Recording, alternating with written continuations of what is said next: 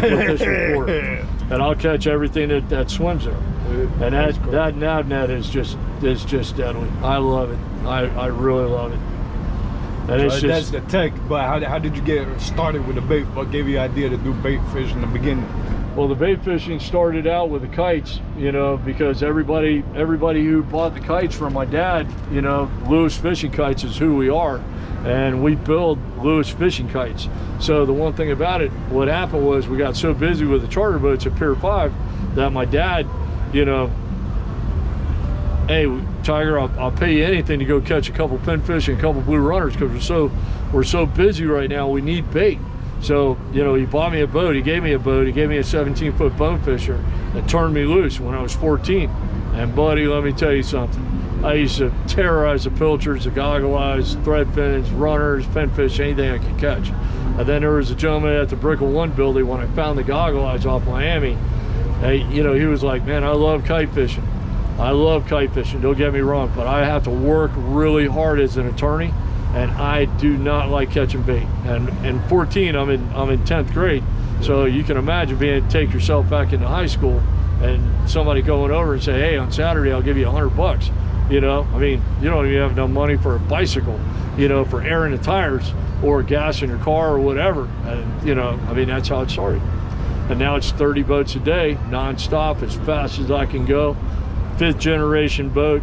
I have another boat sitting right next to me right there, which has 4 wells in it. That is just unbelievable also for what room you have in innovating and building a boat. That one's got two 40-gallon wells up in the front and a 100-gallon well in the back, and then an Almirada well as far as in the back of that. And that has all the pumps in it as far as in the Almirada wells, where again, you don't hear any water flow, you don't see any pumps, you don't see anything. Different design, different boat, different area altogether. And that's a 31 Persian that I totally gutted. And built that. Let me show you something that really, this is a success of how I catch my bait. And this is touch screen. As far as over here, it's a tripod, you know, transducer, one in the middle, one left, one right. I'm going to go back to the main screen as far as on. This is GPS also as far as over there. But what happens is I go to main screen, but I prefer my triple transducer because I have one in the middle and then 40 degrees on both sides. So when the pilchards go as far as to the left and the right, people go, man, how did you know the pilchards were good? It's deadly technology.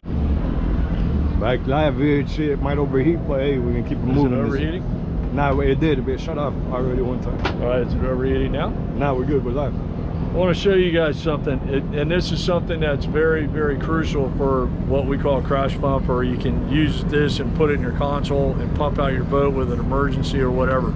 I use it to drop a serious amount of water in just a few seconds. I put it on a mop handle and a Rule 2000 as far as on the bottom. And what I do is I have a hose that goes across, and it's the length of my well, which is 36 inches. I go 36 inches down, 30 inch tube. You got to imagine. Don't worry about gallons. Don't worry about gallons because it has nothing to do with it. It's all by inches and what they are.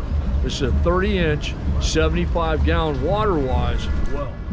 And the one thing about it, when you go in there and you look at it, it's a tube. So what you're going to do is you're going to cut a hole 30 inches on both sides, because I want a 75 gallon above the tank, and I want a tube that goes down in my live well. So that way when the water rises, gravity feeds down into the drains and then goes down into it, and you never get a single drop. I don't care if it's 8 foot out there. You're not going to get any water splash out of this well whatsoever, which is the most important for me, because I hate getting wet. I hate my feet getting wet. I hate that. And the one thing about it, people are cool with it. Hey, you want to sink your boat? By all means, bro. You take a live well, you put a tube on it, you put the drains above the water line, you'll never get your feet wet, and B, you'll never sink your boat. Because the gravity is fighting going down as far as to drain the well itself.